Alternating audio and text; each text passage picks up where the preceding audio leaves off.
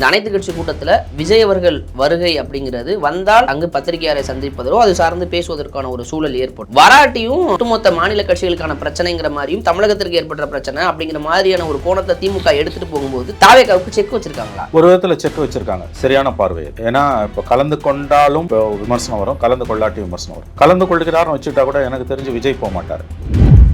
இப்போ கூட்டங்களை தொடரணும், ரோட் ஷோக்கு இனிமேல் அனுமதி இருக்காது. விக்கிரவாண்டியிலையும் மதுரையிலையும் நடத்துன மாதிரி பொதுக்கூட்டங்களை தான் நடத்த முடியும். அதை அவர் எப்போ தொடருவாருன்றதை தான் நம்ம பார்க்கணும். கரூரில் சிபிஐ 10 நாட்களுக்கு பிறகு விசாரணையை தொடங்கியிருக்கிறாங்க. என்ன மாதிரியான முன்னேற்றம் ஏற்படும்? சிபிஐ வந்து எஃப்ஐஆர் ஃபைல் பண்ணி மேஜிஸ்ட்ரேட் கிட்ட எஃப்ஐஆர் கொடுத்துருக்காங்க. பட் அது சீக்கிரட்டாக இருக்குது. எஃப்ஐஆரை ஆன்லைனில் அப்லோடு பண்ணணும். ஏன் பண்ணாமல் வச்சுருக்காங்கன்னு தெரியல. பாதிக்கப்பட்ட மக்கள் அவர் நேரில் வரவழைத்து பார்ப்பதில் மீடியாவுக்கு அனுமதி இல்லை என்பது ஏற்றுக்கொள்ள முடியாத ஒரு விஷயம். எனக்கும் அவங்களுக்குமான உறவு என்று அவர் சுருக்குவதும், பொதுமக்களுக்கு கருத்து தெரிவிக்க வேண்டிய கட்டாயம் எனக்கு இல்லை என்று அவர் சொல்லுவதும் நிச்சயமாக அவருடைய மனநிலையில் இருக்கக்கூடிய ஒரு கோளாறு, ஒரு இருமாப்பு, அது ஒரு சர்வாதிகார மனப்பான்மை என்று தான் நான் பார்க்கிறேன். 2ஆம் தேதி கூட்டப்பட்டிருக்கிற திமுக கூட்டியிருக்கிற அனைத்து கட்சி கூட்டத்தில் எஸ்ஐஆருக்கு அவருக்கு அழைப்பு விடுக்கப்பட்டிருக்கிறது. பூச்சி முருகன் கொடுத்துட்டு வந்தார். விஜய் கட்சி சார்பாக கண்டிப்பாக கலந்துக்கிறது முடிவு எடுத்தாலும் விஜய் கட்சியிலேருந்து யாராவது போவாங்களே ஒழிய விஜய் கண்டிப்பாக போக மாட்டார். ஒருவேளை கலந்துக்க வேண்டாம்னு முடிவு பண்ணிட்டாங்கன்னா அதுக்கு அவங்க சொல்கிற காரணம் என்னன்றதை நம்ம பார்க்கணும். இது முதல் அரசியல் நிகழ்வு. ரெண்டாவதுக்காம புறக்கணிச்சாங்கன்னா இப்போ நேரடியாக பாஜகவை ஆதரிக்கிறாங்கன்னு அர்த்தம். அறம்நாடு நேயர்களுக்கு அன்பு வணக்கம். இன்று நம்முடன் இணைந்திருப்பவர் மூத்த பத்திரிகையாளர் திரு மணி அவர்கள். சார் வணக்கம். சார் வணக்கம். விஜய் அவர்களுடைய அரசியல் நகர்வு தான் 2026 தேர்தலில் யாருக்கு வெற்றி என்பதை தீர்மானிக்க போகிறது அப்படிங்கும்போது இந்த கரூர் சம்பவத்திற்கு பிறகு ஒட்டுமொத்தமாக தாவேகா முடங்கி தான் போயிருந்தது. அதற்கு பிறகும் அந்த முடக்க நிலை தான். ஒரு அக்ரஷன் பாலிட்டிக்ஸாவோ ஒரு பொலிட்டீஷியனாக ஒரு 24 மணி நேரமும் செயல்படக்கூடிய ஒரு கட்சி தான் ஒரு அரசியல் கட்சியாக மக்கள் ஏற்றுப்பாங்க, ஒரு அரசியல்வாதியாக. அப்படிங்கிற நிலைக்கு மாறுவதற்கு முயற்சி செய்கிறாங்க தாவேகா. அந்த முயற்சி எந்த அளவுக்கு வெற்றி அடைஞ்சிருக்கு? அதாவது நான் இந்த சந்திப்புக்கு பிறகு சொல்கிறேன், மக்களை சந்தித்ததற்கு பிறகு. 1 மாத வனவாசத்துக்கு பிறகு அவர் வெளியில் வந்திருக்கார். வந்த உடனே செயற்குழு கூட்டம், அதுக்கு பிறகு பாதிக்கப்பட்ட மக்களை பார்த்துருக்கார் இல்லையா? முதல்ல செயற்குழு, அப்புறம் பாதிக்கப்பட்ட மக்கள். இப்போ 5ஆம் தேதி பொதுக்குழு கூட்டியிருக்கார். ஸ்டேட்மெண்ட் விட்டுருக்கார் நெல் கொள்முதலில் ஏற்பட்ட பிரச்சனை பற்றி. எஸ்ஐஆர் எதிர்க்கிறோன்னு சொல்லியிருக்காங்க. நிர்மல்குமார் கட்சியோட பொதுச் செயலாளர், கூடுதல் பொதுச் செயலாளர், அவர் வந்து இணை பொதுச் செயலாளர். நாங்கள் கூட்டணியை பொறுத்த வரைக்கும் கரூருக்கு முன்னால் இருந்த நிலைமை தான் இப்பயும். திமுக பாஜக 2 பேருமே ஈக்குவல் எனிமின்ற முறையில் சொல்லியிருக்கார். பொதுக்குழுவில் என்ன பேச போகிறாங்கன்னு பார்க்கணும். முக்கியமான தீர்மானங்கள் என்னென்னு பார்க்கணும். இது நடுப்புற இன்னொரு முக்கியமான நிகழ்வாக எஸ்ஐஆருக்கு எதிராக திமுக கூட்டியிருக்கக்கூடிய அனைத்து கட்சி கூட்டத்தில் கலந்து கொள்ளும்படி விஜய்க்கும் அழைப்பு, தாவேகாவுக்கு அழைப்பு விடுக்கப்பட்டிருக்கிறது. இப்போ நாளை மறுநாள் ஞாயிற்றுக்கிழமை நடக்கக்கூடிய கூட்டத்தில் விஜய் கலந்து கொள்வாரா இல்லையான்னு நமக்கு தெரியாது. அந்த கட்சியிலேருந்து யாராவது கலந்துக்கிட்டால் கூட அது முக்கியமான ஒரு நிகழ்வாக இருக்கும். சார், இந்த இடத்துல இந்த அனைத்து கட்சி கூட்டம் மட்டும் சார்ந்த ஒரு கேள்வி. திமுக அதை சாதுரியமாக கையாண்டிருக்காங்களா? இப்போ அனைத்து அங்கீகரிக்கப்பட்ட கட்சிகள்ங்கிறத தாண்டி தாவேகாவிற்கு கூப்பிட்டுருக்காங்க. இந்த அனைத்து கட்சி கூட்டத்தில் விஜய் அவர்கள் வருகை அப்படிங்கிறது வந்தால் அங்கு பத்திரிகையாளரை சந்திப்பதோ அது சார்ந்து பேசுவதற்கான ஒரு சூழல் ஏற்படும். ஒன்று, வராட்டியும் அரசியல் கட்சிங்கிற, அதாவது இந்த விஷயத்தை ஒட்டுமொத்தமாக அணுகணும், ஒட்டுமொத்த மாநில கட்சிகளுக்கான பிரச்சனைங்கிற மாதிரியும் தமிழகத்திற்கு ஏற்பட்ட பிரச்சனை அப்படிங்கிற மாதிரியான ஒரு கோணத்தை திமுக எடுத்துகிட்டு போகும்போது தாவேகா அதை நிராகரிக்குது. அப்படிங்கிற கோணத்தில் கையாளலான்னு திமுக இந்த விஷயத்த தாவேகாவுக்கு செக் வச்சுருக்காங்களா? ஒரு விதத்தில் செக் வச்சுருக்காங்க. சரியான பார்வை அது. ஏன்னா இப்போ கலந்து கொண்டாலும் இப்போ விமர்சனம் வரும், கலந்து கொள்ளாட்டி விமர்சனம் வரும். கலந்து கொள்கிறாருன்னு வச்சுக்கிட்டா கூட எனக்கு தெரிஞ்சு விஜய் போக மாட்டார். யாராவது புஷி ஆனந்த் இல்லை நிர்மல் இல்லை அதுக்கு கீழே இருக்க யாராவது ஒருத்தர் வேணால் போகலாம். கண்டிப்பாக விஜய் போக மாட்டார். கலந்து கொள்ளலைன்னா அதுக்கு அவங்க என்ன டிஃபென்ஸ் கொடுக்குறாங்கன்னு பார்க்கணும். ஏன்னா திமுக நாடகம் ஆடுகிறது எஸ்ஐஆருக்கு எதிராக, நாங்கள் எஸ்ஐஆரை எதிர்க்கிறோம், ஆனால் திமுக நடத்துவது நாடகம், அப்படி எதனா ஒரு ஸ்டேட்மெண்ட் கொடுத்தா கூட அதுவும் ஓரளவு வந்து சமாளிக்கக்கூடிய ஒன்றாகத்தான் இருக்கும். எப்படி பார்த்தாலும் திமுகவுக்கு சரியான வார்த்தை, தாவேகாவுக்கு திமுக ஒரு செக் வச்சிருக்குன்றது தான் உண்மை. That's correct, you are right. அதான் இந்த 1 மாத வனவாசத்துக்கு பிறகு நடந்த அரசியல் சம்பவங்கள்லாம் இதுதான். நிர்வாக குழு கூட்டம், பாதிக்கப்பட்டவர்களை பார்த்தது, திமுகலேருந்து அழைப்பு கொடுக்கப்பட்டது, பொதுக்குழு கூட்டப்பட்டிருப்பது, நிர்மல்குமார் வந்து கூட்டணி தொடர்பாக பழைய நிலை தான் தொடருதுன்னு சொன்னது. ஏன்னா வந்து பிள்ளையார் சொல்லி போட்டாங்கன்னு தாவேகா கொடி பிடிச்சிட்டு நின்றவங்களை பார்த்து, தன்னுடைய கூட்டத்தில் வந்தவங்களை பார்த்து எடப்பாடி சொன்ன பின்புலத்தில் இந்த வார்த்தைகள் சொல்லப்பட்டிருக்கின்றன. அதாவது எங்களுடைய நிலைப்பாட்டில் எந்த மாற்றமும் இல்லை அப்படின்னு. ஸோ இது நம்ம எப்படி புரிஞ்சுக்கணும்னு கேட்டிங்கன்னா வந்து இந்த 1 மாத காலத்தில் நிகழ்ந்த அரசியல் சம்பவங்கள் இதுதான். நவ் அடுத்த கட்டத்துக்கு அவர் எப்போ போக போகிறாரு? இப்போ பொதுக்குழுவில் அதுக்கான இண்டிகேஷன்ஸ் தெரியலாம் நமக்கு, என்ன பண்ண போகிறாரு என்னன்னு. எப்படியோ அவர் வந்து வனவாசத்திலேருந்து வெளியே வந்து விட்டார் என்று தான் நான் பார்க்கிறேன். அடுத்து அவர் வந்து இப்போ கூட்டங்களை தொடரணும். ரோட் ஷோக்கு இனிமேல் அனுமதி இருக்காது. விக்கிரவாண்டியிலையும் மதுரையிலையும் நடத்துகிற மாதிரி பொதுக்கூட்டங்களை தான் நடத்த முடியும். அதை அவர் எப்போ தொடருவார்ன்றதை தான் நம்ம பார்க்கணும்.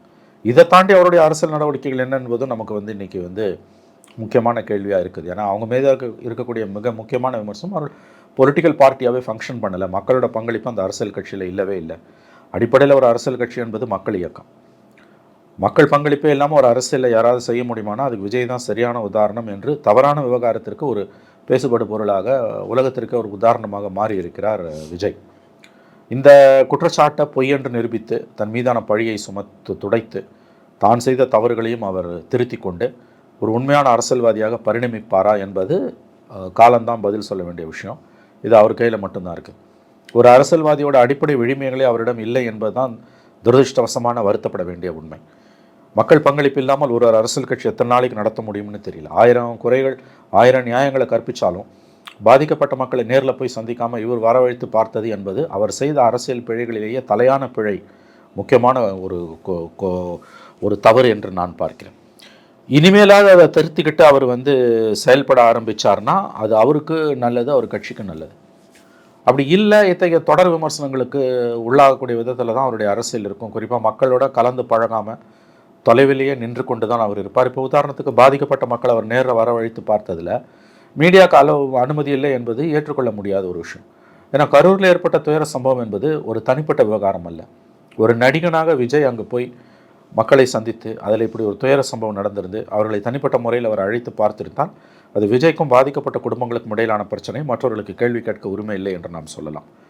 ஒரு அரசியல் கட்சி தலைவராக அந்த கூட்டத்திற்கு அவர் போன பொழுது ஏற்பட்ட கூட்ட நெரிசலில் 41 பேர் இறந்தது என்பது ஒரு பொதுவெளியில் நிகழ்ந்த நிகழ்வு. ஒரு அரசியல் கட்சி தலைவராக அடிப்படையில் ஒரு அரசியல் கட்சி என்பது மக்கள் இயக்கம் என்பதால் மக்களுக்கு இவர் அந்த பாதிக்கப்பட்ட மக்களை சந்தித்து என்ன பேசினார் என்பதை தெரிந்து கொள்ள உரிமை இருக்கிறது என்று நான் கருதுகிறேன். பொதுவெளியில் நடத்திருக்க வேண்டிய ஒரு விஷயத்தை அவர் வந்து தனிப்பட்ட ஒரு 4 சவுத்துக்குள்ளே நடத்தினது என்பது தனக்கும் அவங்களுக்குமான உறவு என்று அவர் சுருக்குவதும், பொதுமக்களுக்கு கருத்து தெரிவிக்க வேண்டிய கட்டாயம் எனக்கு இல்லை என்று அவர் சொல்லுவதும் நிச்சயமாக அவருடைய மனநிலையில் இருக்கக்கூடிய ஒரு கோளாறு, ஒரு இருமாப்பு, அது ஒரு சர்வாதிகார மனப்பான்மை என்று தான் நான் பார்க்கிறேன். ஒரு அரசியல் கட்சி தலைவராக அவருடைய செயல்பாடுகள் மிகுந்த ஏமாற்றத்தையும் வேதனையையும் தான் கொடுக்கின்றன. இந்த துயர சம்பவத்திற்கு பிறகு அவர் பொதுவெளிக்கு வந்திருக்க வேண்டும். பாதிக்கப்பட்டவங்களை வந்து நீங்கள் சந்தித்து பேசுகிறதுன்றது உங்கள் தனிப்பட்ட பிரச்சனை கிடையாது, இது பொது பிரச்சனை. சம்பவம் நடந்தது பொதுவெளியில், மன்னிப்பு நீ 4 சவுத்துக்குள்ளே கேட்பியா? மன்னிப்பு 4 வெளியில், அது பொது வெளியில் தானே கேட்கணும். எத்தனை நாளைக்கு மீடியாவை பார்த்து பயந்து ஓடிவீங்க? எத்தனை நாளைக்கு மீடியாவை தவிக்க விட்டுட்டு ஓடிவீங்க? எத்தனை நாளைக்கு மீடியாவை வந்து நீங்கள் வந்து தவிர்த்துட்டு ஓடிவீங்க? ஆகவே ஒரு அரசியல்வாதிக்குரிய அடிப்படை குணாம்சங்கள் இன்றளவும் விஜய் கிட்ட இன்னமும் வரவில்லை என்பதுதான் கவனிக்கப்பட வேண்டிய ஒரு விஷயம். இந்த டெம்பரமெண்ட், இந்த ஒரு குணாம்சங்களுடன் நீண்டது காலம் அவரால் ஒரு அரசியல்வாதியாக பயணிக்க முடியாது என்பதுதான் என்னுடைய கணிப்பு. சரி, இப்போ இந்த விஷயத்தை பொறுத்தவரையுமே பாதிக்கப்பட்டவர்கள் மீண்டும் விஜய் பக்கம் தான் இருக்கிறாங்க. இப்போ இது அரசியல் தலைவருக்கான ஒரு பண்பு கிடையாது, இது கிடையாதுங்கிற பல்வேறு இடங்களை சுட்டி காமிச்சாலும் வந்தவர்கள் விஜய் அவர்கள் அழைப்பின் பேரில் அங்கிருந்து கிளம்பி அவர்களாக வருகிறார்கள். அவங்க சொல்லவும் வர்றாங்க. வந்ததற்கு பிறகு அவர்கள் சொல்கிறாங்களே, இந்த அறைக்குள்ளே நாங்கள் விஜய் அடிச்சிருந்தாலும் கேட்க யாரும் கிடையாது, கதறி அழுதாரு, மன்னிப்பு கேட்டார் அப்படிங்கிற அவங்க சொல்கிறதெல்லாம் முழுக்க முழுக்க விஜய் மீது துளியும் தவறு கிடையாது, எங்கள் மீது தவறுங்கிறத அவங்க புரிஞ்சுக்கிறாங்க. இப்போ மக்கள் அவர் பக்கம் நிற்கிறாங்களா அப்படிங்கிற ஒரு கோணத்தில் தான் பலரும் பேசுகிறாங்க. அதை எப்படி பார்க்குறீங்க? இந்த பிரச்சனையோட முக்கியமான கோணம் அது. அவர்கள் வந்து இன்னும் விஜயை நேசிக்கிறார்கள், விஜய் மீது அன்பு செலுத்துகிறார்கள். இந்த துயர சம்பவத்திற்கு விஜயும் காரணம் என்பதை கூட அவர்கள் ஏற்றுக்கொள்ள தயாராக இல்லை. இந்த துயர சம்பவத்திற்கு விஜய் முதல் காரணம், புத்தி கெட்டு போன மக்கள் 2வது காரணம், கடமை தவறிய அரசு 3வது காரணம் என்பதுதான் என்னுடைய கருத்து. ஆனால் பாதிக்கப்பட்ட மக்கள் விஜய் காரணம் இல்லை, நாங்கள் மட்டும்தான் காரணம் என்று சொல்லுவது வந்து விஜய் மீது அவர்கள் வைத்திருக்கக்கூடிய அன்பின் வெளிப்பாடுன்னு தான் நான் பார்க்குறேன். மக்கள் என்ன கருதுறாங்கன்றதை தாண்டி விஜய் இன்னைக்கு அவங்க கிட்ட மன்னிப்பு கேட்குறாருல, அது ஒரு குற்றுணர்ச்சியில் தான் மன்னிப்பு கேட்குறாரு. அதையும் பொதுவெளியில் அவர் கேட்கல. இந்த சம்பவம் நடந்த 4 நாட்கள் கழித்து அவர் வெளியிட்ட 4.5 நிமிட வீடியோவில் ட்விட்டரில் போட்டதில் தன் மீது எந்த தவறும் இருப்பதாக அவர் சொல்லவில்லை. மாறாக அவர் என்ன சொன்னார், உண்மை ஒரு நாள் வெளியில் வரும்னார். அப்புறம் சிபிஐ விசாரணைக்கு 13ஆம் தேதி உத்தரவிடப்பட்ட பொழுது அவர் போட்ட மெசேஜ், ட்வீட் என்பது வந்து நீதி வெல்லும்னார். ஆனால் தனிப்பட்ட முறையில் பாதிக்கப்பட்ட குடும்பங்களிடம் அவர் கலந்துரையாடும் பொழுது மன்னிப்பு கேட்டிருக்கிறார். இந்த மன்னிப்பை ஏன் பொதுவெளியில் அவர் கேட்கவில்லை? இதுதான் என்னுடைய கேள்வி. ஏன்னா இந்த சம்பவம் விஜய் என்ற தனி மனிதனுக்கும் பாதிக்கப்பட்ட குடும்பங்களுக்கும் இடையிலான ஒரு பிரச்சனை, அதைத்தான் சொல்லுகிறேன். ஒரு நடிகனாக அவரை பார்க்க வந்து ஒரு நெரிசலில் செத்திருந்தால் தனிப்பட்ட முறையில் அவர்களிடம் ஒரு மன்னிப்பு கேட்பது குறித்து நமக்கு எந்த விதமான கேள்விகளும் எழுவதற்கு வாய்ப்பு இல்லை. ஆனால் ஒரு அரசியல் கட்சி தலைவர் எனும் பொழுது மறுபடியும் சொல்லுகிறேன், ஒரு அரசியல் கட்சி என்பது அடிப்படையில் ஒரு மக்கள் இயக்கம். ஆங்கிலத்தில் சொல்வதென்றால் a political party is basically a people's movement. அப்போ மக்கள் இயக்கமாக இருக்கக்கூடிய ஒரு ஸ்தாபனத்தில் அவரை பார்க்க வந்து மக்கள் இறந்து போகிறார்கள்னா அவர்களுக்கு பதில் சொல்ல வேண்டிய, அவர்களிடம் மன்னிப்பு கேட்கக்கூடிய நிலையில் அவர் இருக்கிறார் என்றால் அதை பொதுவெளியில் தான் செய்ய வேண்டும். நான் கேட்குறேன், சம்பவம் நடந்தது பொதுவெளியில் மன்னிப்பு 4 சவுத்துக்குள்ளன்னா இது என்ன ஒரு ஏற்றுக்கொள்ளக்கூடிய ஒரு நடைமுறை அல்ல. இங்கே அவருடைய நேர்மை என்பது கேள்விக்குறியாகிறது. நீங்கள் கான்ஸ்பிரசி தியரிஸ் சொல்கிறீங்க, மக்கள் வந்து சதி வேலைகள் நடந்திருக்கலாம்னா அந்த தொனியில் தான் நீங்கள் உண்மை வெளியில் வரும். நீங்கள் அது ஒரு பக்கம் இருக்கட்டும். நடந்த சம்பவத்துக்கு ரொம்ப சிம்பிளாக எளிமையான ஒரே ஒரு கேள்வி இதுதான். இந்த சம்பவத்திற்கு, இந்த துயர சம்பவத்திற்கு தார்மீக ரீதியில் பொறுப்பேற்க வேண்டிய கடமை விஜய்க்கு இருக்கிறதா இல்லையா? இருக்கிறது நிச்சயம். Very good. அப்போ அதை ஏன் முதல்ல அவர் செய்யலை? தார்மீக ரீதியில் நான் பொறுப்பேற்கிறேன்னு ஏன் அவர் சொல்ல மறுக்கிறார்? நான் ஒரு உதாரணம் சொல்கிறேன். ஏற்கனவே இதை வேறு தொலைக்காட்சியில் நான் பதிவு செய்திருந்தேன், உங்ககிட்ட சொன்ன நான் நினைவில்லை. 1992ஆம் ஆண்டு என்று நினைக்கிறேன், மகமகம் குளத்தில் வந்து ஜெயலலிதாவும் சசிகலாவும், அன்றைய முதலமைச்சர் ஜெயலலிதாவும் அவருடைய தோழி சசிகலாவும் புனித நீராடும் பொழுது நெரிசல் ஏற்பட்டு அதிகாரப்பூர்வமாக 47-50 பேர் செத்தாங்க. அன்அஃபிஷியலாக 100 பேர், 50 பேருன்னு வச்சுப்போம். அப்போ அங்கே பாதுகாப்புக்கு நின்றது அன்றைய ஐஜி எல்லண்டோ, சட்டம் ஒழுங்கு ஐஜியாக இருந்த வால்டர் தேவாரம். ஜெயலலிதாவும் சசிகலாவும் குளிச்சுட்டு அவங்க அந்த மண்டபத்தில் இதுலேருந்து வெளியில் போகும்பொழுது மற்ற பக்தர்கள் நீராடலாம் என்பதற்கு அறிகுறியாக தன்னிடம் இருந்த ரிவால்வரை எடுத்து வானத்தை நோக்கி அவர் சுட்டார். அதில் ஏற்பட்ட கலைபரத்திலும் ப்ளஸ் அதை தாண்டி அந்த கூட்ட நெரிசல்லையும் குளத்தில் மூழ்கி 47-50 பேர் இறந்து போனாங்க. இந்த சம்பவம் வந்து 92 நடக்குது. மறுபடியும் 2004 மீண்டும் ஜெயலலிதாவோட 2வது ஆட்சி காலத்தில் 12 ஆண்டுகளுக்கு ஒரு முறை வரக்கூடிய மகாமகம். அப்பொழுது தேவாரம் ஓய்வு பெற்று போய்விட்டார். 96-97ஆம் ஆண்டே அவர் ஓய்வு பெற்று போய்விட்டார். அந்த சம்பவத்தின் பொழுது முழு அளவில் காவல்துறை பாதுகாப்பு அங்கே இருந்தது. ஐஜி லாண்ட் ஆர்டர் அப்போ இருந்து அது பாதுகாப்பு ஏற்பாடுகளுக்கு பொறுப்பேற்றிருந்தது ஜார்ஜ். பிற்காலத்தில் சென்னை மாநகர போலீஸ் கமிஷனராக இருந்த ஜார்ஜ். ரொம்ப அற்புதமான பாதுகாப்பு ஏற்பாடுகள், ஒரு துளி அளவும் வந்து அசம்பாவிதம் இல்லாமல், யாருக்கும் ஒரு சின்ன அளவில் கூட வந்து காயம் கூட இல்லாமல் ரொம்ப நேர்த்தியாக வந்து அந்த சம்பவம், அந்த மகாமகம் புனித நீராடல் நடந்து முடிந்தது. அது முடிந்த பிறகு திருச்சி மாநகரத்தில் ஒரு செய்தியாளர் சந்திப்பு நடந்தது. அப்போ ஜார்ஜ் பொறுப்பாளர் லாண்ட் ஆர்டர் அந்த ஜார்ஜ், ஓய்வு பெற்ற வால்டர் தேவாரம் போன்றவர்கள் செய்தியாளர்கள் சந்தித்தாங்க. எனக்கு நல்லா ஞாபகம் இருக்குது, கரெக்டாக 21 ஆண்டுகளுக்கு முன்பு வால்டர் தேவாரம் வந்து அப்போ செய்தியாளர் சந்திப்பில், நாங்கள் வந்து 92 எங்களால் காப்பாற்ற முடியல, தவறு நடந்துச்சு, உயிரிழந்தார்கள். இப்பொழுது மிக சிறப்பாக ஜார்ஜ் தலைமையில் தமிழக காவல்துறை வந்து பாதுகாப்பு ஏற்பாடுகளை செய்து இவ்வளோ பெரிய கூட்டத்தை சமாளிக்கிறதுன்றது பெரிய விஷயம். ஒரு சிறு துளி அளவு கூட வன்முறை இல்லை, அசம்பாவிதம் இல்லாமல் நேர்த்தியாக பாதுகாப்பு ஏற்பாடுகள் செய்து சுமூகமாக மகாமகம் முடிந்திருக்கிறது. இதற்காக சம்பந்தப்பட்ட காவல்துறையினரை நான் பாராட்டுகிறேன். 12 ஆண்டுகளுக்கு முன்பு ஏற்பட்ட துர்சம்பவத்திற்கு நான் தார்மீக பொறுப்பேற்கிறேன் அப்படின்னு சொன்னார். I take moral responsibility for the tragedy which happened 12 years ago. 12 ஆண்டுகளுக்கு முன்பு நடைபெற்ற இந்த துயர சம்பவத்திற்கு நான் தார்மீக பொறுப்பேற்றுக் கொள்கிறேன். நான் இன்னமும் சிறப்பாக செயல்பட்டிருக்கலாம் அப்படின்னு தன்னுடைய வருத்தத்தை அவர் பதிவு பண்ணார். நான் ஏன் சொல்கிறேன்னா, 12 வருஷம் பொறுத்து ஒரு மனுஷன் மன்னிப்பு கேட்க வேண்டிய அவசியம் கிடையாது. அதுவும் ஓய்வு பெற்ற பிறகு கன்ஃபெஷன் வாங்கல, பாவ மன்னிப்புன்னு ஒரு விதமான பாவ மன்னிப்பு தான் அது. எல்லாரும் பாவ மன்னிப்பு கேட்க வேண்டிய ஒரு நிர்பந்தம் இருக்குது. தவறு நிகழ்ந்ததுன்னா நமக்கு 1% தான் அந்த சம்பவத்தில் தொடர்பு இருக்குது. ஒரே 1%. 99% நம்மளை தவிர மற்றவங்க எல்லாரும் காரணமாக இருந்தால் கூட அந்த நிகழ்வின் கதாநாயகனாக நாம் இருக்கும் பொழுது நாம் நிச்சயமாக தார்மீக பொறுப்பேற்க வேண்டும். நான் விஜய் விஷயத்துக்கு நான் அதை எப்படி பொருத்தி பார்க்குறேன்னா, இன்ன வரைக்கும் அவர் வாயிலிருந்து பொதுவெளியில் நடைபெற்ற சம்பவத்திற்கு நான் தார்மீக பொறுப்பேற்கிறேன்ற ஒரு குறைந்தபட்ச வருத்தம் இருக்குல்ல, அதையும் வரல. 4 சவுத்துக்குள்ளே கதவை பூட்டிட்டு மக்கள் காலில் விழுந்து அழுவது, அவர் காலில் விழுந்தாரு அழுதாருனாங்க, நமக்கு தெரியாது அதெல்லாம். ஏன்னா போயிட்டு வந்த மக்கள் அதை சொல்கிறாங்க. தாவேக தரப்புலேருந்து எந்த விதமான இதுவும் இல்லை. பட் பல ஊடகங்களுக்கு போய்விட்டு வந்த மக்களில் சொல்கிறது, அவர் வந்து மன்னிப்பு கேட்டார், அழுதார், காலில் விழுந்தார்லாம் சொல்கிறாங்க. அவங்க சொல்கிறாங்க அதை. நான் என்ன சொல்கிறேன், நீங்கள் காலில் விழுறது விழாததெல்லாம் அவரோட தனிப்பட்ட விவகாரம். பொதுவெளியில் வந்து நான் தார்மீக பொறுப்பேற்கிறேன், வருந்துகிறேன், மன்னிப்பு கூட ரெண்டாவது நந்தா, தார்மீக பொறுப்பேற்கிறேன், பொறுப்பேற்றுக்கிறேங்கிற ஒரு அந்த வார்த்தையை அவர் வாயிலேருந்து இன்னமும் வரல. இல்லை, இப்போ அதை எப்படி பார்க்குறீங்க? அவருக்கு அந்த அரசியல் புரிதல் இல்லைன்னு பார்க்குறீங்களா, அல்லது இயல்பாக இந்த கேரக்டர் உடையவர் இதை செய்ய மறுக்கிறார், அதனால் இவர் அரசியலுக்கு தகுதிக்கு முழுமை அடையலைன்னு எடுத்துக்கிறதா? இல்லைங்க, அவர் இன்னமும் ஒரு அரசியல்வாதியாக முழுவதும் பரிணமிக்கலை. ஒரு முழு அரசியல்வாதியாக இருந்தால் நான் பொறுப்பேற்கிறேன்னு சொல்லியிருப்பார், அல்லது குறைஞ்சபட்சம் மனசாட்சி இருந்தாலும் சொல்லியிருப்பார். இந்த விஷயத்தில் எனக்கு வந்து அவருடைய செயல்பாடுகள் மீது உடன்பாடு இல்லை. நான் அதை தான் தேவாரம் உதாரணத்தை சொல்கிறேன். ஓய்வு பெற்ற பிறகு சம்பவம் நடந்து 12 ஆண்டுகள் கழித்து, அவர் ஓய்வு பெற்று கிட்டத்தட்ட 7 ஆண்டுகள் கழித்து, அப்போ அந்த கில்ட் அவரை 7 வருஷம் தூக்க விடல. ஒரு ரிட்டையர்டு ஆஃபீஸர், அவர் மீது நிறைய விமர்சனங்கள் உண்டு. அவர் ஒரு சர்ச்சைக்குரிய அதிகாரி, தேவாரம், அதில் சந்தேகமே கிடையாது. ஆனால் அந்த மகாமகம் சம்பவத்துக்கு பிறகு அவர் நான் தார்மீக பொறுப்பேற்கிறேன்னு சொல்கிறது வந்து that shows high moral standards. ஒரு தார்மீக ரீதியாக ஒரு ஹை ஸ்டாண்டர்ட்ஸ்னுவாங்க. அந்த பெருந்தன்மை வந்து மனுஷனுக்கு வேணும். அது வயசாகும்போது நாம் செய்த தவறுகளை நாம் உணர வேண்டும், வயது ஆக ஆக. அப்போ அவர்கிட்ட நான் அதனால தான் இந்த உதாரணத்தை, தேவாரம் உதாரணத்தை இங்கே கொண்டு வந்து உங்களுக்கு வைக்கிறேன்.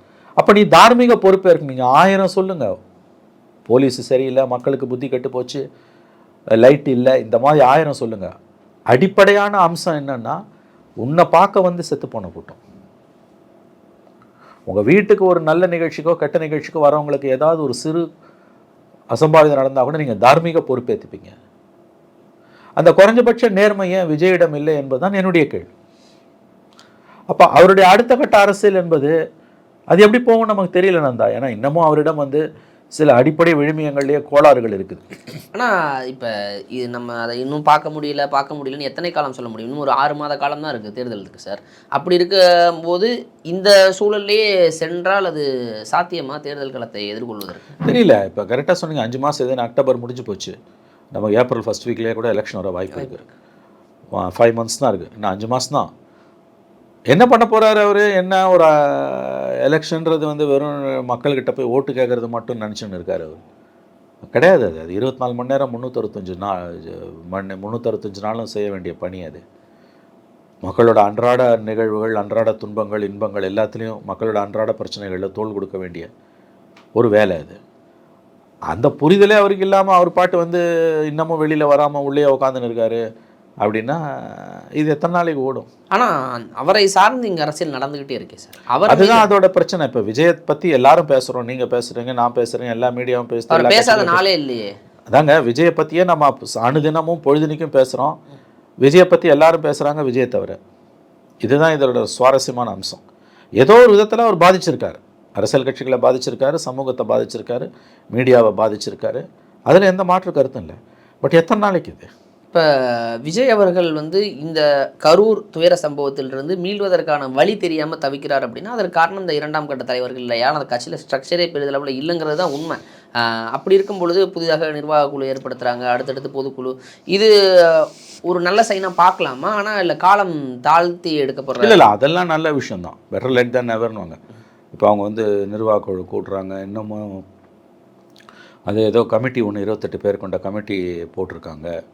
இன்னமும் நான் கேள்விப்பட்டது என்னென்னா, கூட்டத்தை ஒழுங்குபடுத்துறதுக்கு வந்து தொண்டரணி மாதிரி ஒரு அமைப்பை, வாலண்டியர் பிரிகேடை ஏற்படுத்துறதுக்கு யோசிச்சுக்கிட்டு இருக்காங்க அப்படின்றாங்க. அப்படிலாம் செஞ்சால் அது நல்லது. ஆக்சுவலாக ஒரு கூட்டத்தை முறைப்படுத்துறதுக்கு திமுகவில் இருக்க மாதிரி ஒரு தொண்டரணி படையை உருவாக்குறது என்பது வாலண்டியர்ஸ் பிரிகேடுன்னு காங்கிரஸில் சேவாதளம் இருக்க மாதிரி அந்த மாதிரியான ஒரு அமைப்பை கட்டுவது என்பது உண்மையிலேயே வரவேற்கத்தக்கது. இதை முதல்ல செஞ்சுருக்கணும். பரவாயில்ல, இப்போயாவது செஞ்சாங்கன்னா அதெல்லாம் வந்து எந்த தவறும் இல்லை.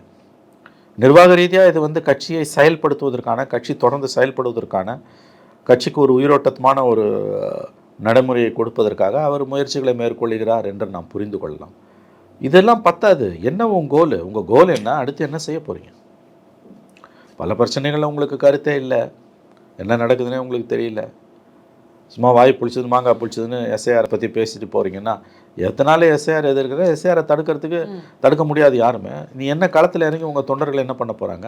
இப்போ திமுக கூட்டியிருக்க அனைத்து கட்சி கூட்டத்தில் கலந்துப்பீங்களா மாட்டீங்களா? கலந்து கொண்டால் எதை பிரதானமாக பேசுவீர்கள்? கலந்தா எதை பேசுவேன்? நீ எஸ்ஐஆர் வந்துருச்சு, அதில் உங்களுக்கு வெளிப்படைத்தன்மை என்ன செய்ய போற? சும்மா எஸ்ஐஆர் எதிர்க்கிறேன்னு நீ வந்து வாய் புளிச்சுன்னு மாங்காய் புளிச்சுன்னு பேசி பிரயோஜனம் இல்லை. இது திமுகவும் பொருந்தும், திமுக கூட்டணி கட்சிகள், திமுகவோட நிலை வித்வான்களுக்கும் பொருந்தும்.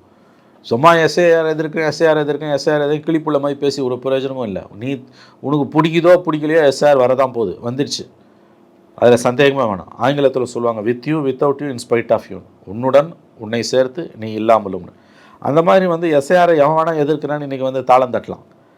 ஆனால் நடைமுறையில் உன்னால் அதை தடுக்கிறதுக்கு என்ன செய்ய போகிற நீ, அல்லது அதில் வரக்கூடிய பாதிப்புகள்லேருந்து மக்களை காப்பாற்ற என்ன பண்ண போகிற? ஸோ எஸ்ஐஆரை இன் ப்ராக்டிஸ் எந்த ஆஸ்பெக்டில் நீ எஸ்ஐஆரை எதிர்க்க போகிற? இவ்வளோ விஷயம் இருக்குது. திமுக கூட்டத்தில் கூட்டியிருக்க அனைத்து கட்சி கூட்டத்தில் நீங்கள் கலந்துக்கிட்டாலும் கலந்து கொள்ளாவிட்டாலும் எஸ்ஐஆரை நீங்கள் எதிர்க்கிறேன் என்று சொல்லிவிட்ட காரணத்தால் அந்த எதிர்ப்பை நடைமுறையில் எப்படி நீங்கள் பதிவு செய்ய போகிறீர்கள்? இவ்வளோ விஷயம் இருக்குது. இதுக்கெல்லாம் ஒரு ஷார்ப் பொலிட்டிக்கல் மைண்ட் வேணும். இதெல்லாம் அங்கே இருக்கான்னு எனக்கு தெரியல. இப்போ தமிழக தேர்தல் களத்தை ஒரு ஆண்டும் சில நேரங்களில் இது ஜெயலலிதா அவர்களுக்கு ரொம்பவே பொருந்தும் சார். இயற்கை சீற்றங்கள் ஒரு ஆட்சியையே மாற்றக்கூடிய நிலைமையில் ஏற்படுத்தி சென்றவிடும். அதுவும் குறிப்பாக வடகிழக்கு பருவமழை தமிழகத்தில் அந்த அக்டோபர் முதல் நவம்பர் வரை வரும். அண்ட் டிசம்பர் காலகட்டம், டிசம்பருங்கிறது போதாதைய காலமாகவே எடுத்துக்கலாம். அதுவும் வடகிழக்கு அந்த மாவட்டங்களில் சென்னை, திருவள்ளூர், காஞ்சிபுரம், கீழே அப்படி நீங்கள் கடலூர் வரையும் போகலாம். ஸோ இந்த இயற்கை சீற்றங்கள், மழை வெள்ள பாதிப்புகளால் ஒரு ஆட்சி மாற்றமே நடப்பதற்கான வாய்ப்புகள் இருக்கும்போது நவம்பர், டிசம்பர் இன்னும் 2 மாதங்கள் நம்ம ஃபேஸ் பண்ண போகிறோம். இந்த காலகட்டத்தில் ஒரு அரசியல் கட்சியும் என்ன அரசியலை செய்ய போகிறாங்க ஆளுங்கட்சியை எதிர்த்து அப்படிங்கிறது. விஜய் அதை சாதகமாக பயன்படுத்தும். ஏன்னா அதோடைய தொடக்கமாக அந்த நெற்பயிர் ஆரம்பம் தொடங்குது. இதை எந்த அளவுக்கு அரசியலுங்கிறத மாற்றுறதை தாண்டி அதை சரி செய்ய வேண்டியது ஆளுங்கட்சியோட கடமை. ஆனால் அது எல்லா வருஷமும் நம்ம பழகி போன ஒன்றா தான் இருக்குது. இதை எப்படி எதிர்கொள்வார்னு நினைக்கிறீங்க? அதாங்க, அவர் என்ன பாலிடிக்ஸ் பண்ண போகிறான்றதை பொறுத்தது. இப்போ பொதுக்குழு அடுத்த முக்கியமாக நம்ம கவனிக்க வேண்டியது 2 நிகழ்வுகள் விஜயோட அரசியலில். 2ஆம் தேதி கூட்டப்பட்டிருக்கிற திமுக கூட்டியிருக்கிற அனைத்து கட்சி கூட்டத்தில் எஸ்ஐஆருக்கு அவருக்கு அழைப்பு விடுக்கப்பட்டிருக்கிறது. பூச்சி முருகன் கொடுத்துட்டு வந்தார். விஜய் கட்சி சார்பாக கண்டிப்பாக கலந்துக்கிறது முடிவு எடுத்தாலும் விஜய் கட்சியிலேருந்து யாராவது போவாங்களே ஒழிய விஜய் கண்டிப்பாக போக மாட்டார். ஒருவேளை கலந்துக்கிட்டாலும் கலந்துக்க வேணான்னு முடிவு பண்ணிட்டாங்கன்னா அதுக்கு அவங்க சொல்கிற காரணம் என்னன்றதை நம்ம பார்க்கணும். ஒன்று, இது முதல் அரசியல் நிகழ்வு. 2வது புறக்கணிச்சாங்கன்னா இப்போ நேரடியாக பாஜகவை ஆதரிக்கிறாங்கன்னு அர்த்தம். அப்படி ஆகிடும். அப்போ அதனால தான் கரெக்டு. அப்போ கலந்துக்காமல் புறக்கணிச்சா அதுக்கான காரணம் என்னன்றதை அவங்க தெளிவுபடுத்தணும். இல்லை ரொம்ப லோ லெவல் ஃபங்க்ஷனரி பூச்சி முருகன் இது கொடுத்தாருன்னா புஷி ஆனந்துக்கு கீழே இருக்கக்கூடிய 3 பேர் அனுப்பணும். முகம் தெரியாத 3 பேர் அனுப்பணும். நீங்கள் இன்விடேஷனை கொடுத்து அனுப்புனது புஷி ஆனந்துக்கிட்டேன்னா நாங்கள் புஷி ஆனந்தாவது முகம் தெரிந்த முகம், புஷி இல்லாத யாராவது ஒருத்தரை அனுப்பணும். அது மூலமாக கலந்துக்கிட்ட மாதிரி இருக்கும். திமுகவுக்கு ஒரு பதில் சொன்ன மாதிரியும் இருக்கும். அது ஒன்று. இது முதல் அரசியல் நிகழ்வு. 2வது பொதுக்குழுவில் என்ன பேச போகிறாங்க, பொதுக்குழுவில் என்ன தீர்மானங்கள் போட போகிறாங்க, டைரக்ஷன். ஜென்ரலாக எல்லா பொலிட்டிக்கல் பார்ட்டிஸோட ஜென்ரல் கவுன்சிலுமே அடுத்து வரக்கூடிய 3 மாதங்கள் 6 மாதங்களுக்கான பொலிட்டிக்கல் ரோட் மேப் அங்கே போடப்படும். அதில் என்ன செய்கிறாங்க, என்ன தீர்மானங்கள் நிறைவேற்றுறாங்க, விஜய் என்ன பேச போகிறான்றதை நம்ம பார்க்கணும். அதை வச்சு தான் அடுத்த இந்த 2 நிகழ்வுகளை தான் அடுத்து எந்த திசையில் அவருடைய பயணம், அரசியல் பயணம் இருக்க போகிறது என்பதை நாம் புரிந்து கொள்ளலாம். சொன்னீங்க பொலிட்டிக்கல் ரோட் மேப்னு, அது மற்ற கட்சிகளுக்கு பொருந்தும், இந்த கட்சியில் அது போட்டால் சந்தோஷம். அதுதான் அது இது வரைக்கும் பாலிடிக்ஸே இல்லை. இது இவ்வளோ தூரம் பெரிய வார்த்தைலாம் அந்த கட்சிக்கு தேவையான்ற கேள்வி எழுது. சிரிக்கிறீங்க, நியாயமான சிரிப்பு. இது என்ன இருந்தாலும் பேசி தான் ஆகணும் நம்ம. ஏன்னா மக்கள் ஆதரவு அவருக்கு அமோகமாக இருக்கிறது என்பது உண்மை. இது ரொம்ப நாள் பொலிட்டிக்கலாக அவங்க இருக்க முடியாது. இப்போ இருந்த மாதிரி பார்ப்போம் என்ன நடக்குது. கரூரில் சிபிஐ 10 நாட்களுக்கு பிறகு விசாரணையை தொடங்கியிருக்கிறாங்க. சம்மன் அனுப்பி 4 பேர் விசாரணைக்கு வர வச்சுருக்காங்க. காவல் ஆய்வாளரை எல்லார்ட்டுமே விசாரணை மேற்கொண்டு வராங்க. என்ன மாதிரியான முன்னேற்றம் ஏற்படும், அடுத்து இது எதை நோக்கி நகரும் சார்? தகவல் எதுவும் இல்லை நந்தா. ஏன்னா சிபிஐ எஃப்ஐஆர் ஃபைல் பண்ணி மேஜிஸ்ட்ரேட் கிட்ட எஃப்ஐஆர் கொடுத்துருக்காங்க. பட் அது சீக்ரெட்டாக இருக்குது. எஃப்ஐஆரை ஆன்லைனில் அப்லோடு பண்ணணும். ஏன் பண்ணாமல் வச்சுருக்காங்கன்னு தெரியல. 2வது அந்த எஸ்ஐடி கிட்ட அவங்க அந்த எஃப்ஐஆரை கொடுக்கணும். எஸ்ஐடி கிட்ட ப்ரீஃப் பண்ணணும். சிபிஐ டீம் அந்த எஸ்ஐடி உச்சநீதிமன்ற ஓய்வு பெற்ற நீதிபதி ரஸ்தோகி தலைமையிலான குழு கிட்ட 2 ஐஜிக்களை உள்ளடக்கிய குழு கிட்ட அவங்க அந்த டீட்டெயில்ஸ் கொடுப்பாங்க. அதுக்கு பிறகு தான் நமக்கு என்னன்றது தெரிய வரும். டீட்டெயில்ஸ் எஃப்ஐஆரை அவங்க ஆன்லைனில் அப்லோடு பண்ண தான் தெரிய வரும். கரூர் விவகாரத்தில் சிபிஐ இன்வெஸ்டிகேஷன்ஸோட ஸ்டேட்டஸ்கோ எந்த கட்டத்தில் விசாரணை இருக்கிறது என்பது யாருக்கும் தெரியல. ஏன்னா அதிகாரப்பூர்வமாக எஃப்ஐஆரை லோடு பண்ணல. அந்த குழு இன்றைக்கும் நாளைக்கும் அங்கே வருதுன்றாங்க. ஒருவேளை வந்திருக்கு. அவங்கள அந்த குழு கிட்ட சந்திச்சு பேசின பிறகு அந்த எஃப்ஐஆர் அப்லோட் ஆகும்னு எதிர்பார்க்குறாங்க. அதுக்கு பிறகு தான் நம்ம பேச முடியும். எஃப்ஐஆர் அப்லோட் ஆச்சுன்னா அதற்கு பிறகு இது எதை நோக்கி நகருதுன்னு தெரியும். இப்போதைக்கு எந்த தகவலும் யாருக்கும் கிடையாது. பொறுத்திருந்து பார்ப்போம். நேரம் கொடுத்ததுக்கு நன்றி.